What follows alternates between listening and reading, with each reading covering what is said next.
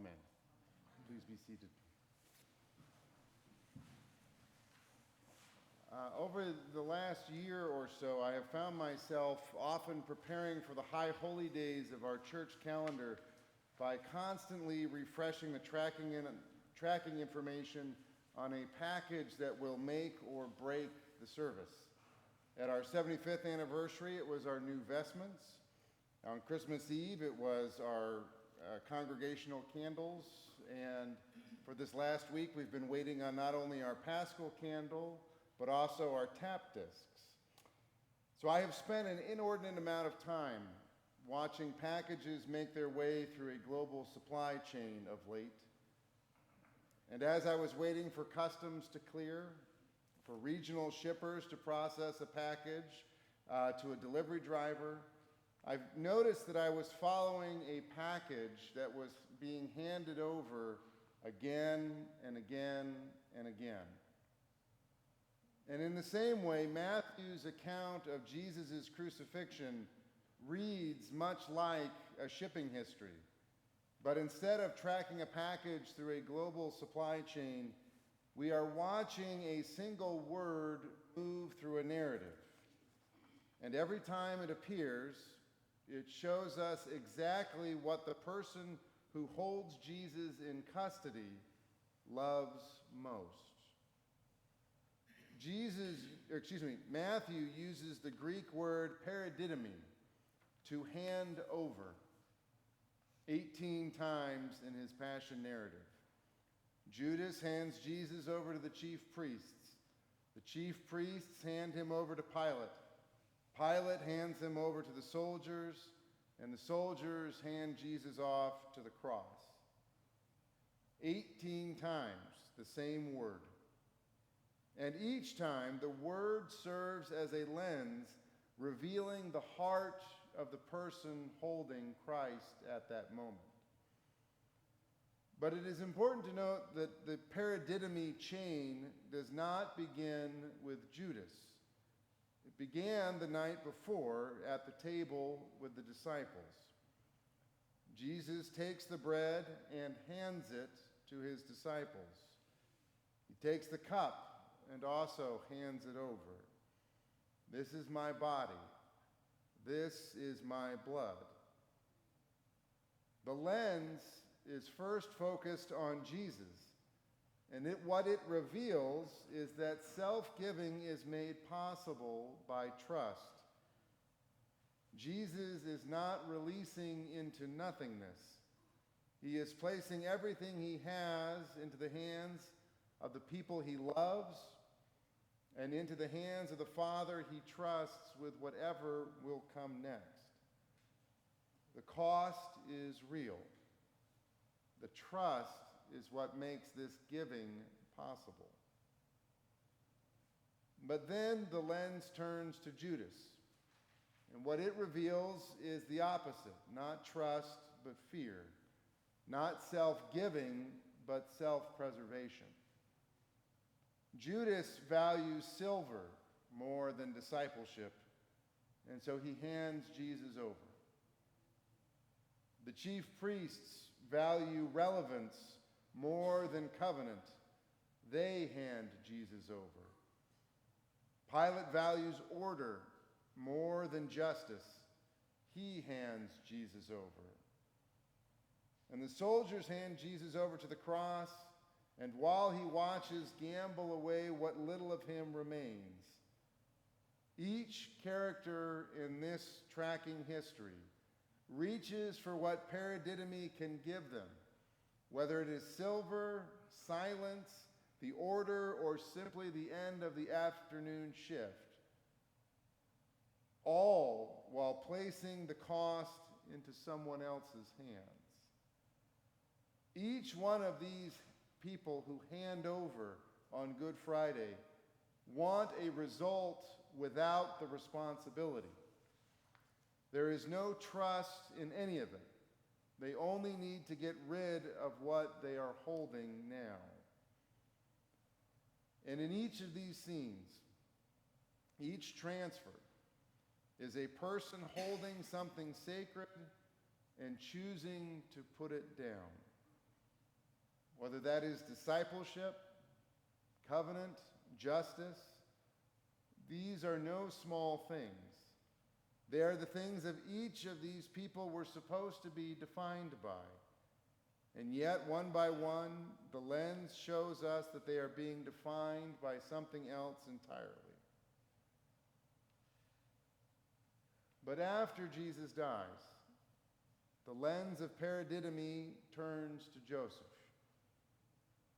A man named Joseph of Arimathea goes to Pilate and asks for the body. Matthew calls him a disciple, quietly and without any elaboration. We have never heard his name until this moment. He is a rich man, which means he likely was in the kind of position of comfort that led everyone else towards self-preservation.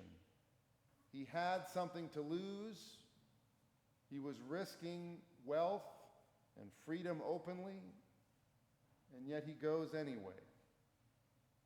And for the penultimate time on Good Friday, Jesus is handed over once more to Joseph from Pilate. Joseph wraps Jesus in his own clean linen. He lays him in his own tomb. Matthew is specific about both of these. His own tomb prepared for himself in a family plot given away now without any hesitation. Every detail of Joseph's care for Jesus is one of self-giving and sacrifice. Joseph is doing the last loving thing that is available to him, completely, carefully, and with everything that he has. And yet, with evening rolling on, and with nothing left to do, he rolls the stone across the entrance of the tomb and walks away. The lens shows us what made that possible. Not certainty. Joseph had no idea what Saturday held, let alone what Sunday might bring. Not comfort, as he was giving away his own family tomb. What made it possible was trust. Trust that the God to whom he was handing Jesus over was worthy of what he was placing in those hands. That loving Jesus all the way to the edge and then trusting God with what comes next was the only and yet the most faithful thing he could do. The lens at Jesus' death shows us the same thing it showed us the night before at the table. Self-giving is made possible, but only in trust. I think one of the dangers of listening to this story is that we conflate handing something over and giving up on it are the same gesture. They are not. It's not even close. To give up on something, to put something down because you no longer trust it, matters. To walk away because the grief is too heavy, the fight too costly, the love too painful to keep carrying. Giving up is a kind of verdict, whether it is on the person in the relationship, on the prayer, or on the God you no longer think is listening. But to hand over is an act of trust. It is what you do when something matters so much and has been held so carefully and for so long that you have reached the limit of what your hands can carry alone. And so you believe in those dark moments, even without certainty, even with nothing left but this gesture to hand it over, that the hands you are placing it into are worthy of what you are giving them. Not because you have stopped loving it, but because you have loved it all the way to the edge, and trust that God will meet you there to take it.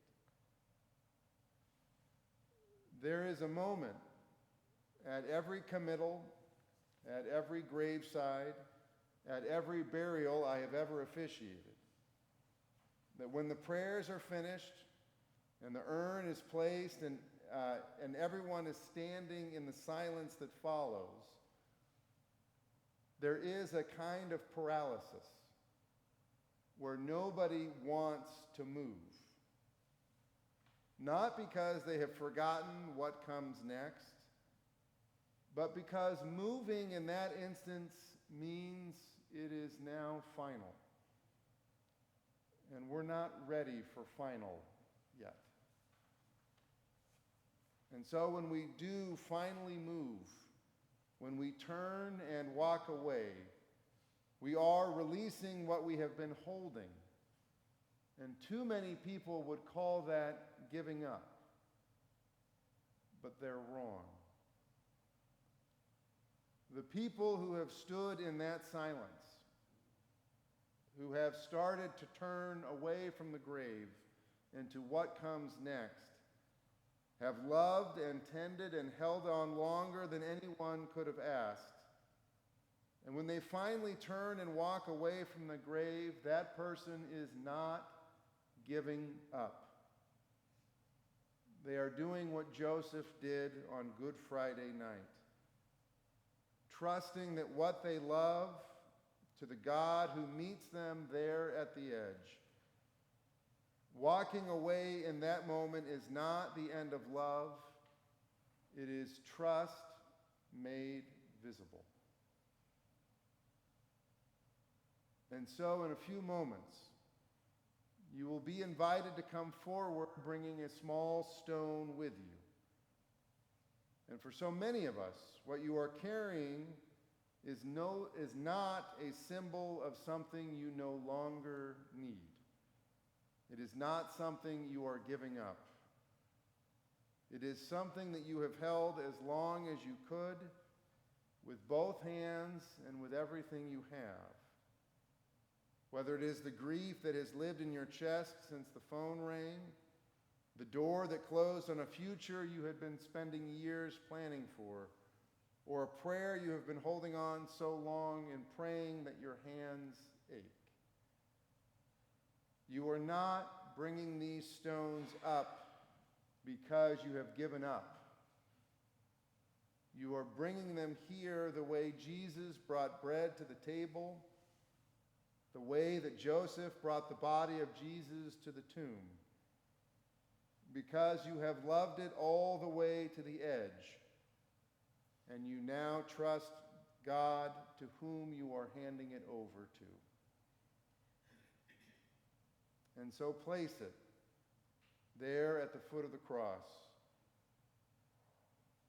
And then when you are ready, do what Joseph did. Leave the grave. Not because it no longer matters, not because grief is finished, but because love at its most faithful is not clinging, but trusting. Trusting that what you place at the foot of the cross will be received. Trusting that the hands that will now hold it are larger and more faithful than your own. Trusting that the God to whom you are handing this over to is worthy of what you are giving. He carried what we could not. That is why Christ's hands are open on the cross, to receive what we cannot carry alone anymore. Trust him with it, but then hand it over.